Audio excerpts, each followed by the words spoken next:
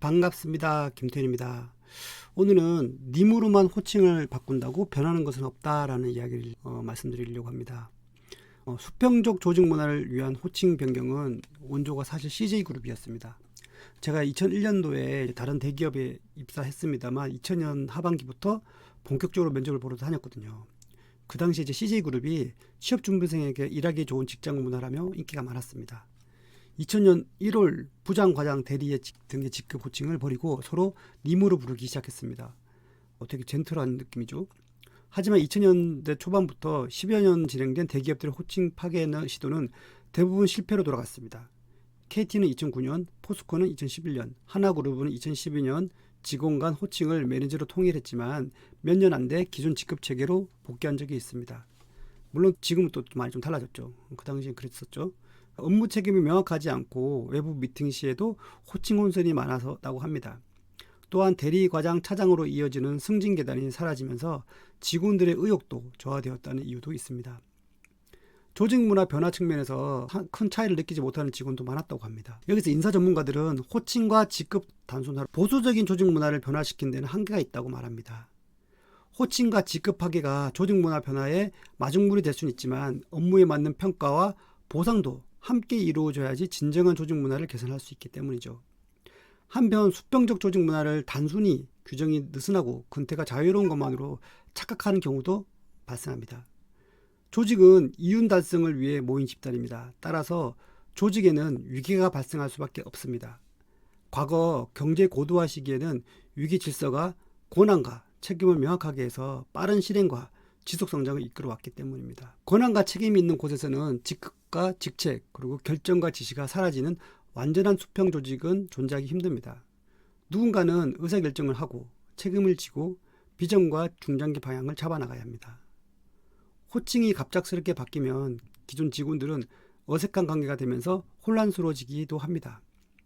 유교주의 사회의 영향도 있을 것입니다. 물론 나이와 직급을 떠나 서로 존대를 해주다 보면 폭력적인 언행이 많이 줄어듭니다. 하지만 조직이라는 것은 경력에 맞는 업무와 책임이 있습니다. 하물며 학교에도 반장이 있습니다. 호칭과 직급이 사라진다고 모두가 같은 책임의 무게를 갖는 것은 아닐 것입니다.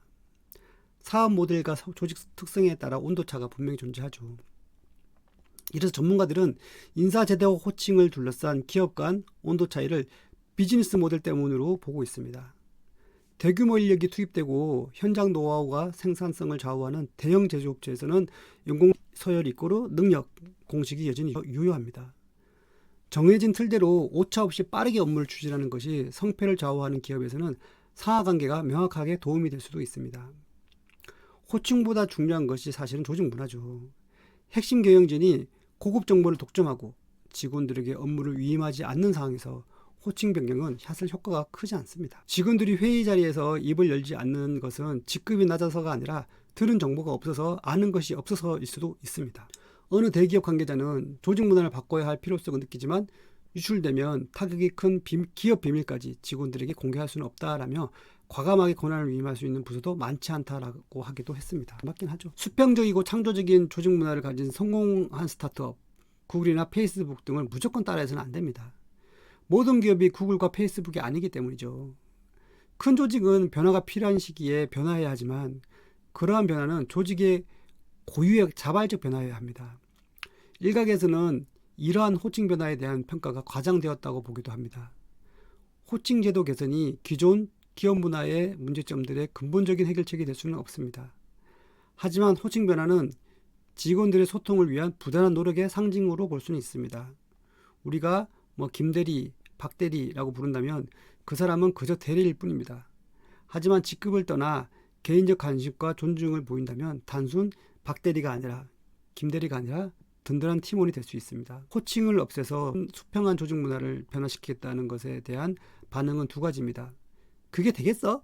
또는 조직을 변화시키기 위한 좋은 시도라고 이렇게 반응인 거죠. 어느 것이든 정답은 없습니다. 다만 좋은 조직 문화 이꼬로 호칭 변화를 의미하지는 않는다는 것이죠. 각 기업의 규모와 성격, 업종, 조직의 인구 통계학적 사항에 따라 고유의 조직 문화를 개선책을 찾아 나서야 할 것입니다.